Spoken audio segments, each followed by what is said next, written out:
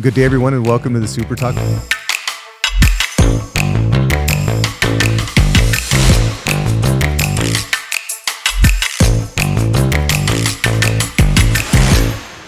Good day, everyone, and welcome to the Super Talk. We're excited to be here with one of our board members. Eladio Jaimez is here with us. Been on the board for a number of years. Can't wait to hear his story. Also here with Demond Wilson, who is a co-host of the Super Talks, also actor in residence at the conservatory. So blessed to have him on the team.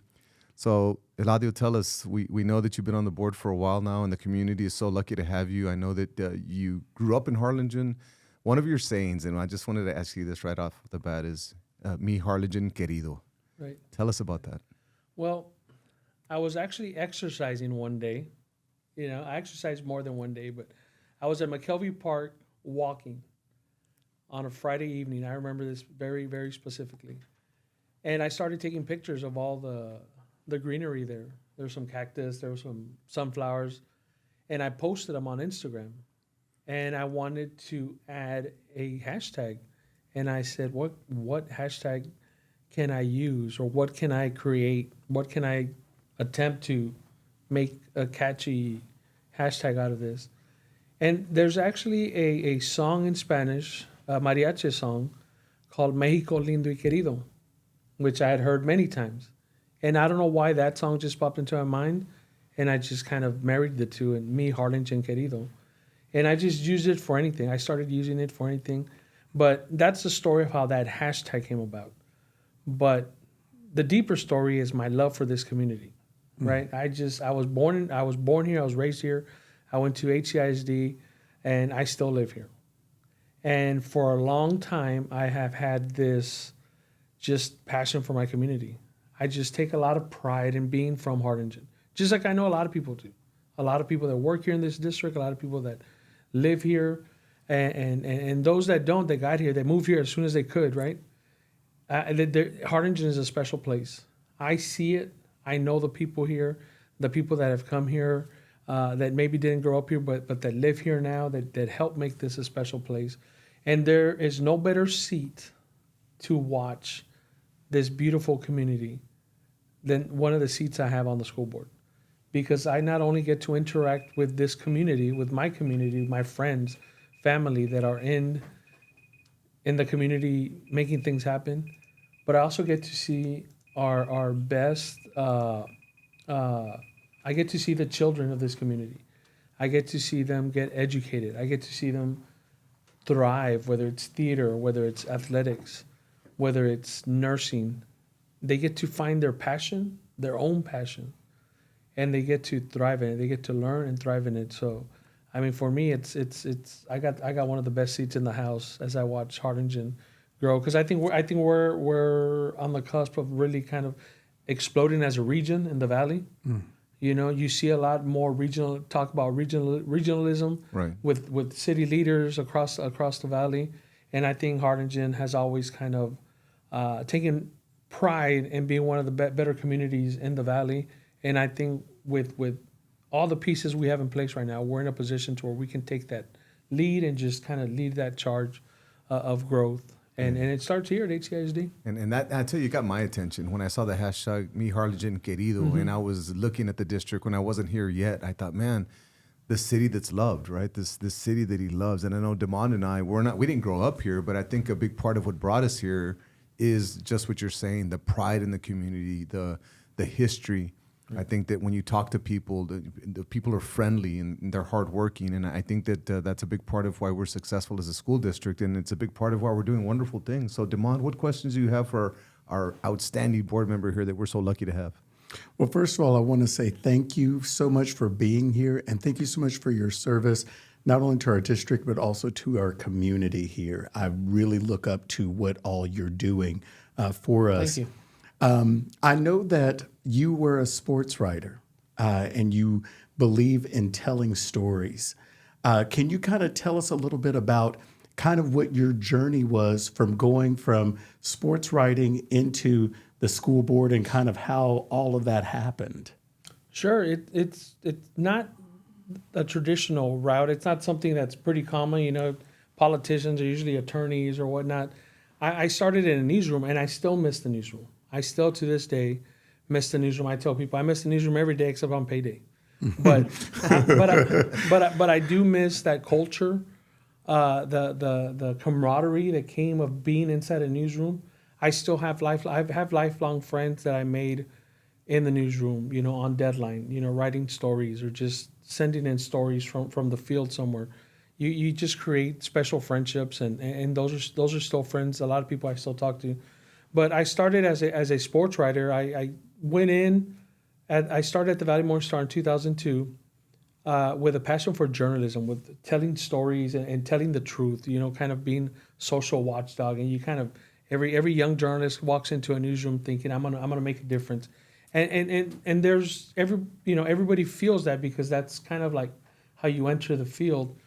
I don't know if I want to call it evolved, but my passion kind of changed to just storytelling.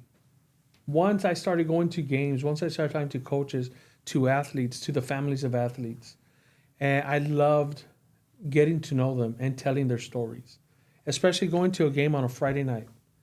If people wanted, I've told younger sports writers later, I go, if people wanted to know the score, they either went to the game or they looked at the box score the next day. I go, every game there's a story to tell. There's something beyond the score that there's to tell, and that was always my challenge when I showed up to Boga Stadium or anywhere else to cover a game. My challenge was, what is the story tonight? Sometimes there wasn't a story. Sometimes the score was 42-0, and there was no story. But the challenge was, as a journalist, find that story. And so that, to me, that's what kept it fresh over the years. I eventually left the Valley Morning Star to go work at TSTC. And then from TSTC, I went to go work at AEP Texas, where I'm currently working. Somewhere along that those transitions, and I don't want to say somewhere, I've always had a passion for politics too. I've always loved politics. So I always joked about, one day I'm going to run for this, one day I'm going to run for that. But in 2010, a cousin of mine, who's a teacher at Harlingen South now, he ran for the school board, and he served on the school board, Leo Garza. So when he did that, it kind of opened my eyes to like, okay, maybe that's a route I can take later. And when the time came in 2015, he called me and said, hey, there may be an opening on the board. And I remember I was on the couch watching probably either Sports Center or some news channel. I said, oh, are you going to run again? He said, no, I think it's your turn to run. So I stood up and I said, you think so? He goes, yeah, let's talk about it. So we talked about it for about a year. And in 2016, I decided to sign up for Ms. Verna Young's vacated position, who was my principal in high school. Wow. And so it was a scary decision. It wasn't a tough decision. I knew I wanted to do it, but it was scary to want to jump in there because you kind of put yourself out there. What can I offer? What do I bring to HCISD? That, because at the time I would look at our board and it was an excellent board. It's still an excellent board, but I looked up to those folks. People like George McShann, Miss Fleurier. I was trying to replace Verna Young, right?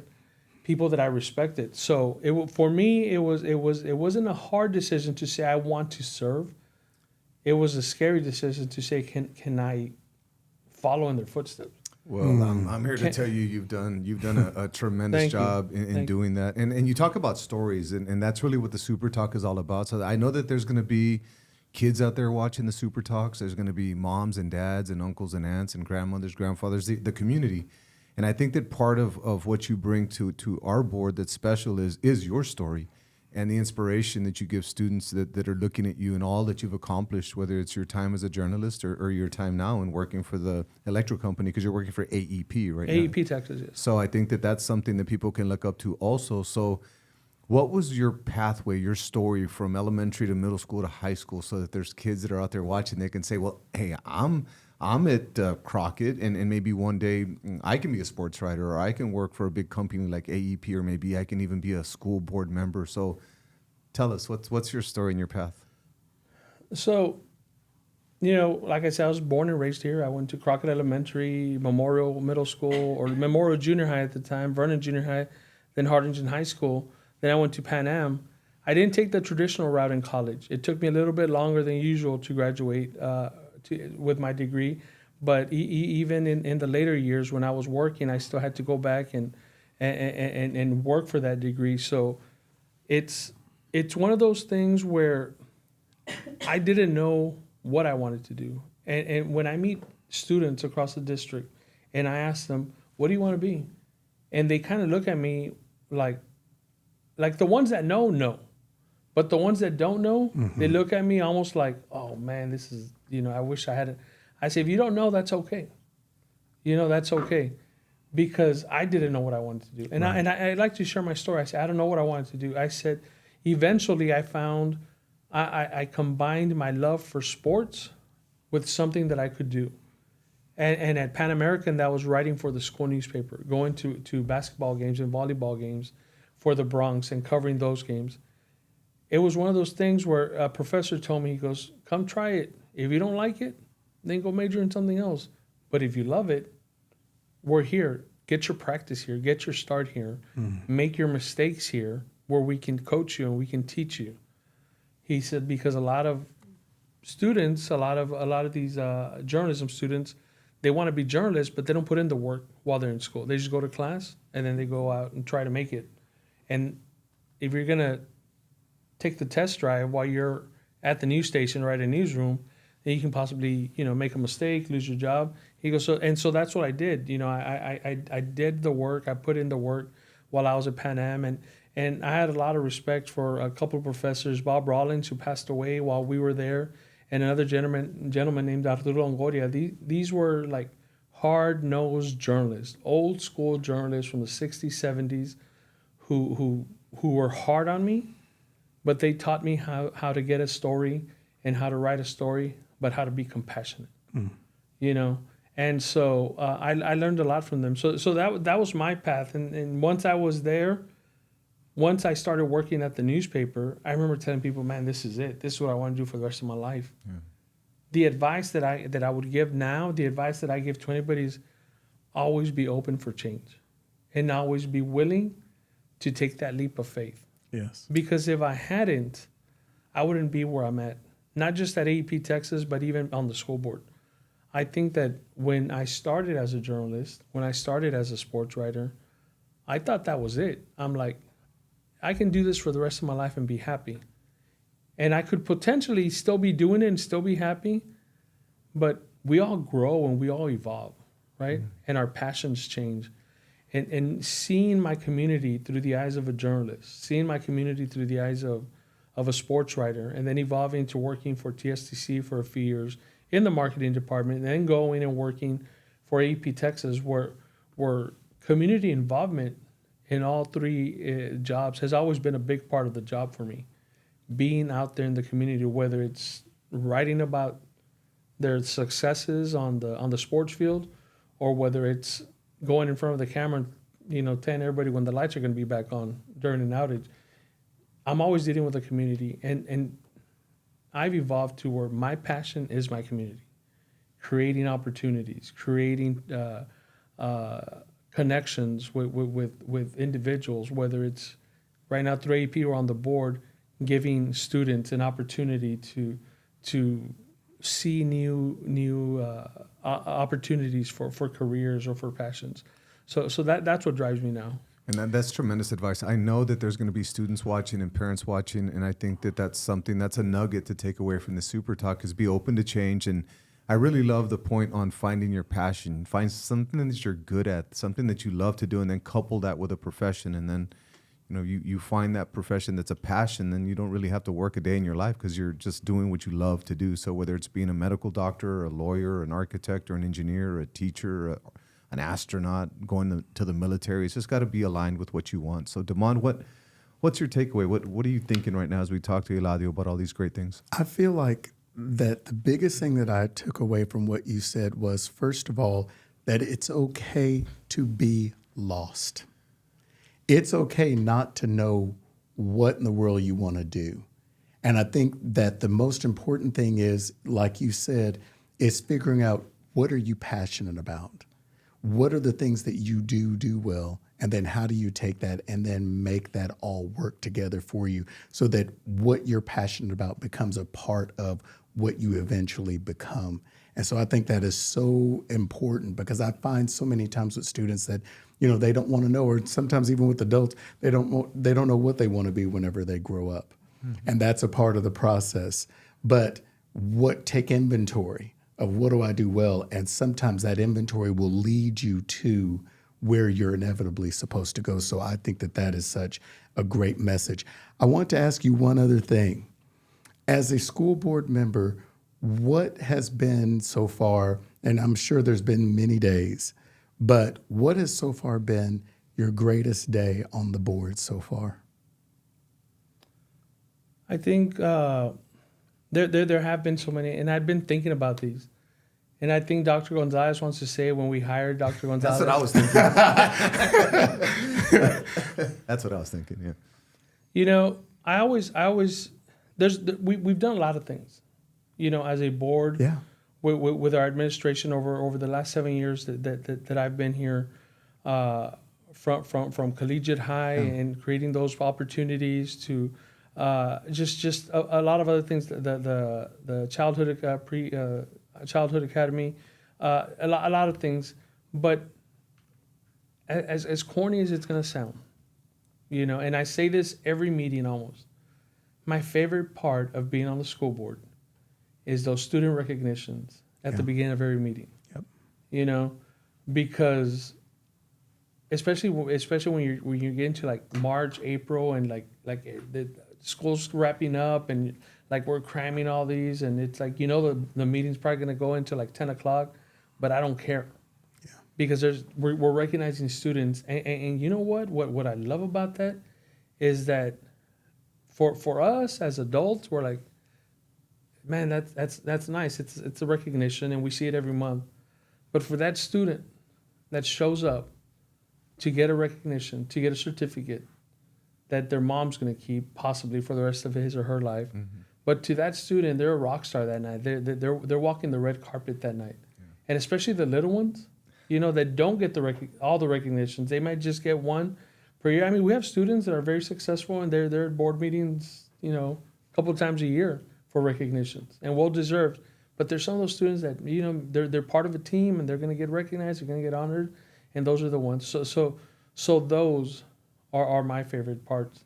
Yes. It's not one specific. Those are my favorite parts. But I did want to say something, and I don't want to go into without saying this because it is important.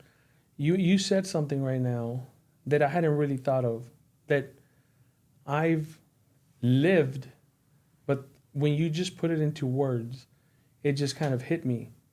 And his takeaway was, it's okay to be lost.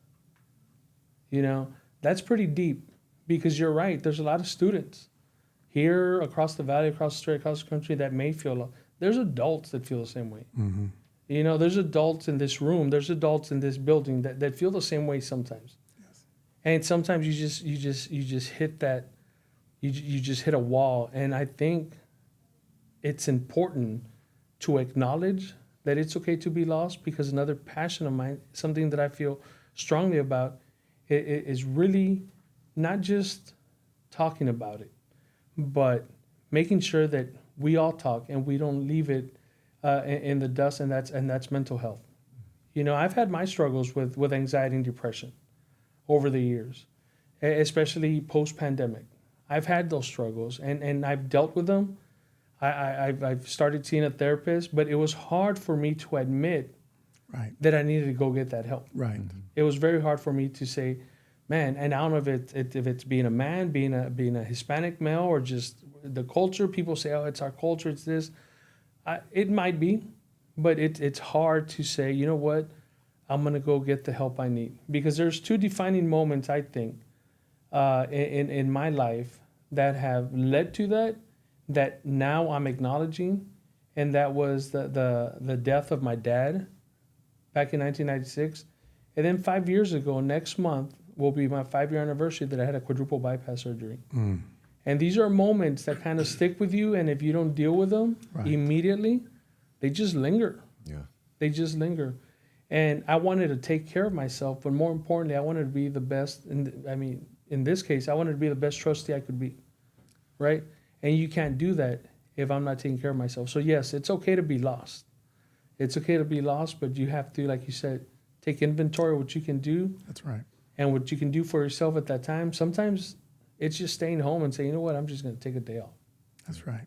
And sometimes you just hit it head on and you just go 100 miles an hour. But it takes a long time to get to that point where you can understand that that's how you feel.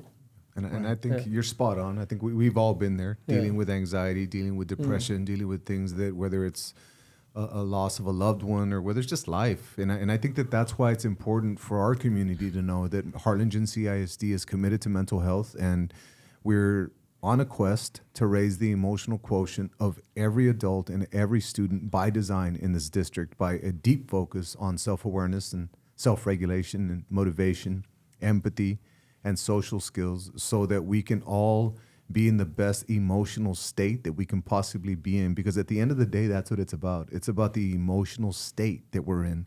And I think that as sometimes we remodel our homes, but do we ever take the time to remodel our emotional home, where we are? Yeah. So if you choose to be happy and you choose to look at the positive side of things regardless, then you have a higher probability of getting out of it. But I think as humans, it's just human nature sometimes to be down. But I love that you're open and willing to share that story, Yes. because there's definitely somebody out there with 100% certainty that's dealing with anxiety right now or worried about something, and it's okay. But I think one thing that you said that was very powerful is that it's okay to ask for help. Yes, And in Harlingen, absolutely. we have an employee assistance program where we have free sessions for our employees. For our students, we have great counselors. We have emotional quotient specialists that can work with your children too. So absolutely, that's something that we're passionate about. Anything before we close, Demond? The only other thing I was going to say, which is kind of on a different note, is I was hoping for one of these fun questions, so I don't know. right. It It's got all. coming. Yes. Well, I was going to mention the fact that we've had a little bit of a set change. When I first started with these Super Talks, we brought in talking about passions. One of my passions is classic vehicles and odd vehicles and all kind of craziness. And so I've had this little truck sitting here, and then all of a sudden I walk in today and I notice that the Soup has brought in his own truck.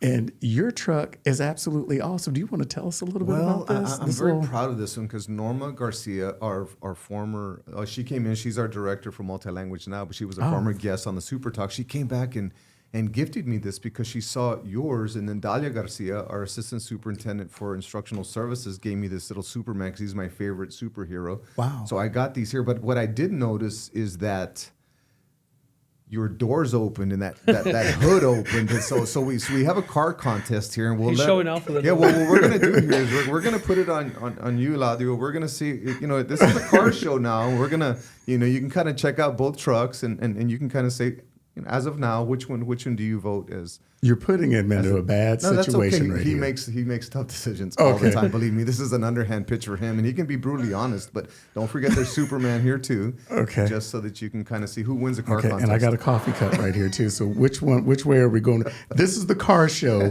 Which way are we going right here? You know what? You can't beat the open doors and the hood open. I agree. And I knew that why. I knew that's why you did But that. I man. will say this. I will say this only because I'm a great politician. you need a green truck up here, and I think Ms. Marcy Martinez will agree with me that we need some representation from the other school. We need a green.